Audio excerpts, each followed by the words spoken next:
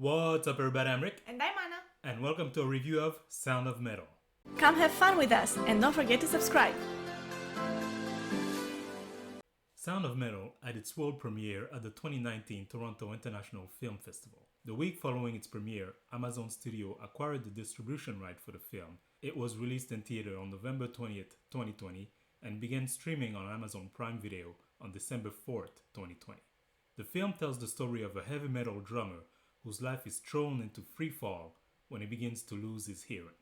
So another Sound of Metal, another one of those Best Picture nominated movie for this year. Another one of those. Yes. What did you think of it? Did you enjoy the movie? I did enjoy it. I have to say, watching this movie was a different kind of experience. Half of the movie, you don't hear what is happening around. Yeah. And you understand everything, but through other means than the way you normally understand the story of a movie. Which I think was genius, really. Because a lot of it, like the synopsis says, right, he's losing his hearing, and a lot of it is us seeing things through his perspective, right? Or rather, hearing things through his perspective. Or not hearing things, right? And so for a lot of it, there's no dialogue, like people are not talking. Sometimes they are and we don't hear because he doesn't hear and we just see people's lips moving. A lot of the time it's just sign language with no caption, no nothing for us to understand. He doesn't understand, right, for a lot of the movie too. So like you said, I thought that was a very interesting way to present the ordeal, right, the loss of hearing, and kind of throughout the movie makes you a little bit uncomfortable, right? A little bit like... Yeah, that is... I think they went for that feeling. Yeah. Makes you think, like, what would happen if I lost my hearing, right? It makes you, like, be immersed into a story with which you can't otherwise relate. Right, because we do have our hearing, but watching it like this, it forces you to confront some of those elements. Not that it's the same, but the movie tries its best. To understand a little bit what his situation was. Yeah. I also really like this movie. I thought it's heavy, right? It's harsh for a lot of it, not only because of the hearing loss, but the drug addiction and everything surrounding it, right? And funny enough, when the movie started, and as soon as he started losing his hearing, and I was like, oh, okay, this is where this is going, I thought, is there ever a happy Best Picture movie? We've been watching all these movies that have been pretty depressing or sad. Let's say they have really heavy stories. Yes, exactly. Right. Yeah, that is true. It seems to be a theme with this year's nominee, right? Yeah. Because if you looked at the year we finished before that, 1939, we were finishing with what was it, The Wizard of Oz, and that's such a happy-go-lucky movie, right? You watch it, you're smiling, you're singing. But not this year. This year we're going to heavy subject. Let's take a look at who came up with this heavy subject and who are the subject of the movie, the actors and the characters. So the movie was directed by Darius Marder, and it stars Riz Ahmed as Ruben Stone, a drummer who loses his hearing. For 8 months, Ahmed prepared for the film by spending 2 hours a day learning American Sign Language, 2 hours a day in drum lessons, and 2 hours a day with a personal trainer, with the remaining of his day with his acting coach. Wait, what? So he learned to play the drums for this movie. Learn sign language. Learn sign language for this. Okay, sign language. Okay. I mean, I don't know which one of them is more dedication, but we really don't see him playing the drums that much. Often, but yeah. I mean, he does a little bit. It's just like 2 or 3 scenes throughout the movie. Mm-hmm. You would think it would be easy to just like make a montage to make it look like he plays the drums. I know, dedication. Wow, right? that is impressive, I have to say. Mm-hmm. And the dedication paid off because he is nominated for Best Actor for this role. What did you think of his performance and his character? His character, I have to say, very complex. Even before losing his hearing, he's already a troubled character, with having a history of substance abuse and a very, let's say, non-conventional lifestyle. Right, so him and his girlfriend... Like, they live in a trailer and... move from stage to stage to play right. for a night or two and then move to another state. And so I thought with the introduction of this issue, right, of him losing his hearing, a story like this would typically go in one of two ways. He would either like fall back into a self-destructive pattern that we don't actually see in the movie, we just know of it because they talk about it. Yeah. Or it will be like a nice story with a happy ending, like, oh, this tragedy happens, but then through that he actually discovers himself or exactly. something. Yeah. Which really this story is none of these two, if you think about it. It's a very realistic, raw story of what would happen to a guy whose life is already, complicated, if more complication arises. Yeah.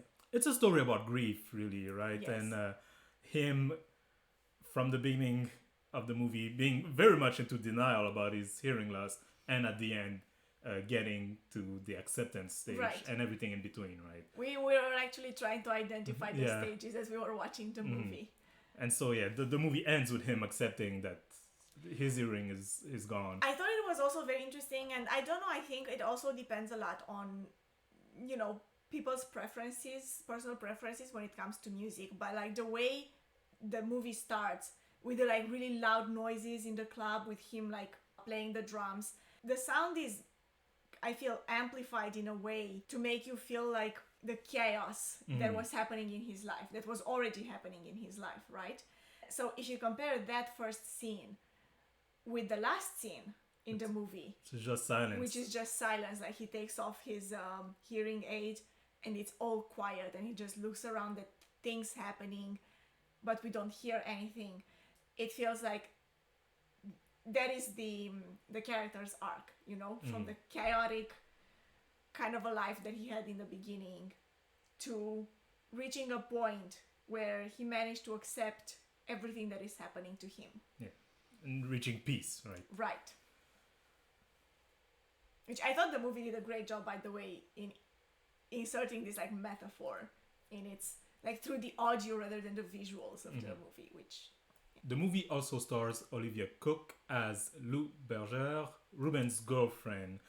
Interesting character. I thought she would be much more present in the movie. She's there in the beginning, she's there in the end. Not so much in the middle. This is very much a movie about Rubens and not so much about her. But there's some interesting element regarding her life too and her character. And her influence in his life, right? It went in a direction that I didn't think it would. I really thought that she would be present the whole time and kind of be uncomfortable with the whole situation or want to, at some point, leave him. But that doesn't happen, right? I thought that with her coming back into his life, that we would see a shift in his character's growth. Like, up until that point, he had gone through all of these stages, through all of these phases of his life, trying to maybe find peace, which is what we see in the end. But before he reaches that point, he goes back to her. And I thought that whatever would happen there would make him like fall back. Like, I don't know why actually the whole movie and the way it was set gave me the feeling that it should be tragic, that it should end in a tragic way, which it didn't. And I was actually pleasantly surprised to see that ending, to see like him accepting not only what happened to him, but also the fact that she wasn't going to be a part of his life anymore. Yeah, and he makes that choice, right? She doesn't make the choice to leave him. He makes the choice to leave her because he realizes she's better off without him now that she's back with her dad and her original environment, right? We also have in this movie Paul Raci as Joe, a deaf recovering alcoholic who's in charge of the support group that welcomes Ruben. What did you think of Raci's performance and his character Joe? I'm not really sure what to say of his character. I mean, I think his performance was great, but the character pretty much was what I expected him to be when he was introduced. Yeah, the character doesn't bring a lot of surprise. There's one thing that was surprising, though, in my opinion, is that I expected more confrontation between him and Rubens, right? And maybe that's more in line with what you were saying. You were expecting at some point Rubens to fall back into maybe drugs or his old ways, right? But he doesn't really. And so I expected them to argue more, right? With Rubens being more against the whole thing, because he was very much in denial about losing his hearing and all of the things he kept around saying him. that it will come back, it's just temporary. Exactly. So the way it started, I thought they would argue more. They just argue the one time before Ruben leaves, right? Right. And he tells him something that I thought was really interesting. He says, "From my point of view right now, you look and sound like an addict," right? Because he was asking for money, he was pleading, he was trying to justify his action, but none of it had to do with drugs. It had to do with his earring, right? Right. And so that's an interesting way to see it, right? Being addicted to the earring, like the way he acts is the same, right? No, I'm gonna get my earring back. I just need some money. Can you give me a little bit of money, right? Right. What I thought was interesting and what I really, really liked his character the most was when he gave Ruben that task to go and sit in a room and write until he can just sit still. And I thought, oh, that's, it's a nice exercise. But at the end of it, he also said, and if ever you struggle, come and find me in my room. I'll be doing the same thing. Mm-hmm.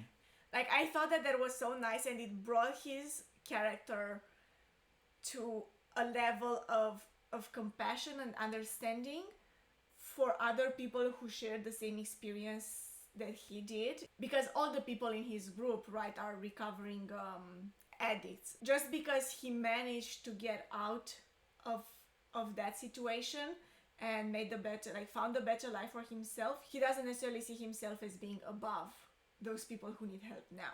But rather he understands the struggle because he himself still has to every day make the choice and the effort, to keep himself on the right track. Yeah. Which I thought it's so inspiring, really. And I just want to go back because I hadn't finished my thoughts.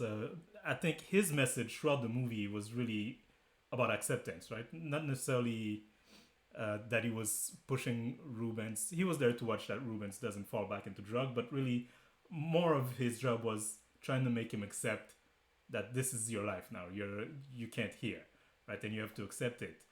And Rubens was more so fixated really on recovering not only his earring, but through his earring, his old life, right? Right. He even wants to get the RV back that he sold, right? And that's not gonna happen, but it's delusional like that. It's like, if we get the RV and if I get my earring and I get back Lou, then everything will be back to normal, right?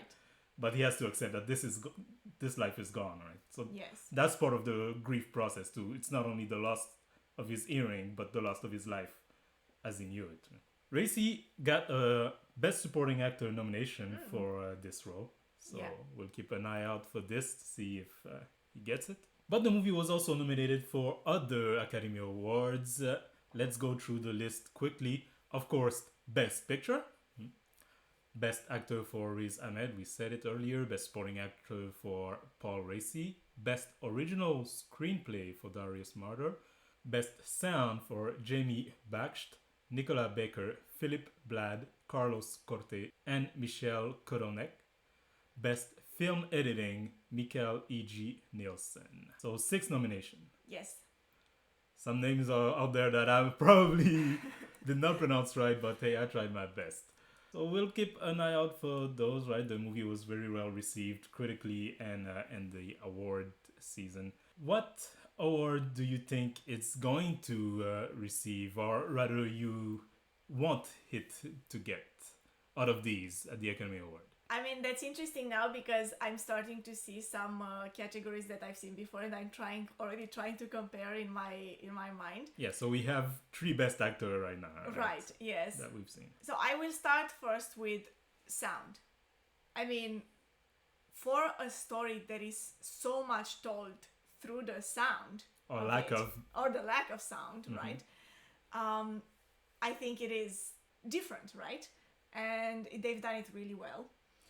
By the way, I wanted to mention here, sound-wise, how smartly they introduced, in my opinion, the title of the movie in the movie. Like when someone in the movie says the title. Because the title is Sound of Metal, there is this one scene where he plays a beat on like a metal slide. Yeah, with a kid. And the kid who's up on the slide listens to it through like the echo through the metal. I thought that was great, like the sound of metal. It's just brilliant. So I think sound, they really deserve it. I don't know about the rest of them. I think Best Actor, again, is a very strong contestant, but there's a lot of competition. Right? There are a lot of great ones on that list, so it's hard to tell. What do you think? I'm gonna go with best sound. Like out of those, it's kind of one that I'm more certain of. The others, I think other actors or movies will take it. So any final thoughts before we move on to ranking this movie? No, I think I already said everything that I wanted to say. Yeah. So would you recommend this movie?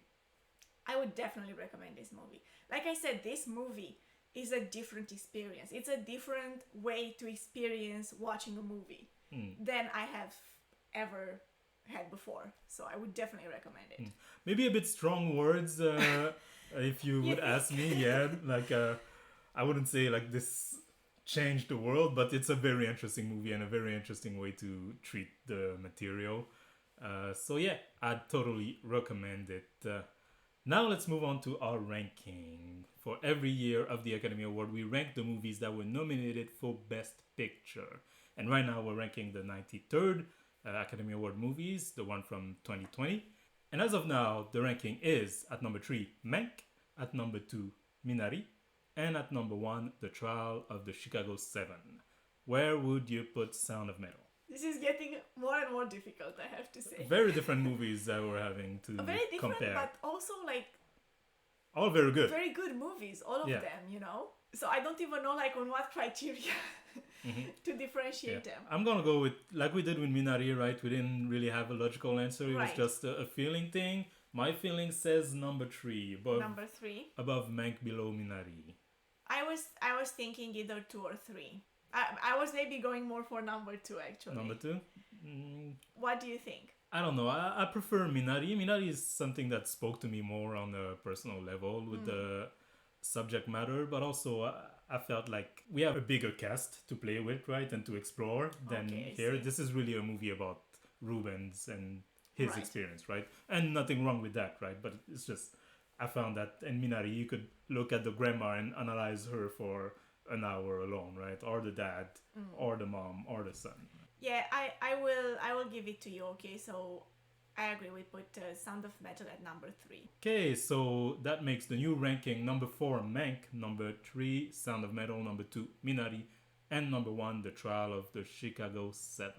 If you yourself have seen Sound of Metal, I invite you to tell us what you thought about it in the comment section below, and also go rate the movie on our website. The link will be in the description box below, maybe.